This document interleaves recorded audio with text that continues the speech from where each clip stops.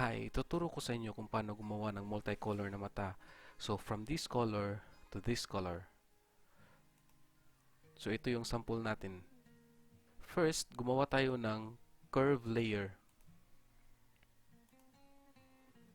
Adjust natin to. Yan. Tapos, Control I. Then, next is, click natin dito. Tapos, use saturation layer. Make sure na i-check nyo yung colorize. Pagkatapos nyan, adjust nyo yung hue. So, for me, gawin ko siyang blue. Ganyan. Tapos, yung saturation niya, adjust nyo rin. So, lagyan natin 81.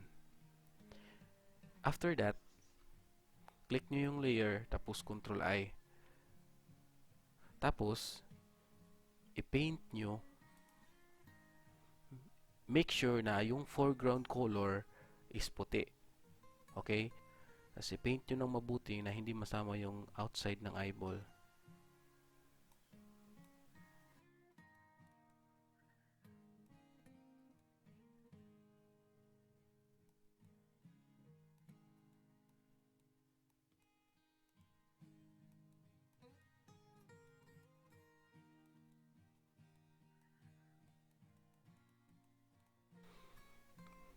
Then after that, make another hue saturation layer.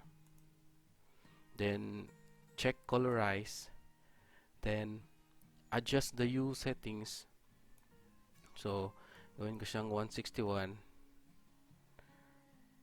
Tapos yung saturation naman niya, gawin kong 80. Then after that, Control I. Then paint nyo ulit yung eyeball. Make sure na yung foreground color nyo is puti. So, paint ko siya dito.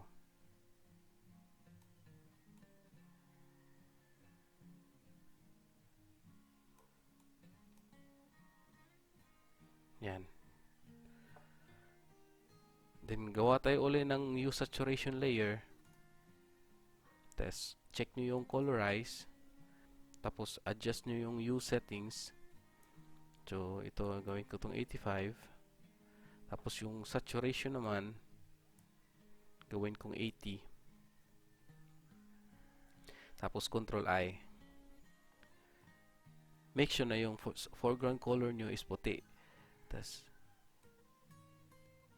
i-paint nyo dito sa gilid. Yan. So, ito na yung output niya. Pwede nyong baguhin yung kulay kung ano yung gusto nyong kulay ng mata. Depende na yan sa inyo. So, i-click nyo lang. Tapos, i-adjust nyo lang yung hue or ano yung i-adjust nyo dyan. Ito, adjust nyo lang. Depende na yan sa inyo kung ano yung gusto nyong kulay. Di ba? So, ngayon, yun lang, simple lang. Yun lang gawin nyo. Kung gusto nyo pang dagdagan ng maraming kulay, so, yan lang din yung proseso niya. Gawa ulit kayo ng new layer, hue saturation layer, tapos, yun lang din. Make sure na i-check nyo yung colorize, tapos yung foreground color niya puti, tapos i-paint nyo lang siya. So, salamat at make sure na mag-subscribe kayo para sa next na Photoshop tutorials.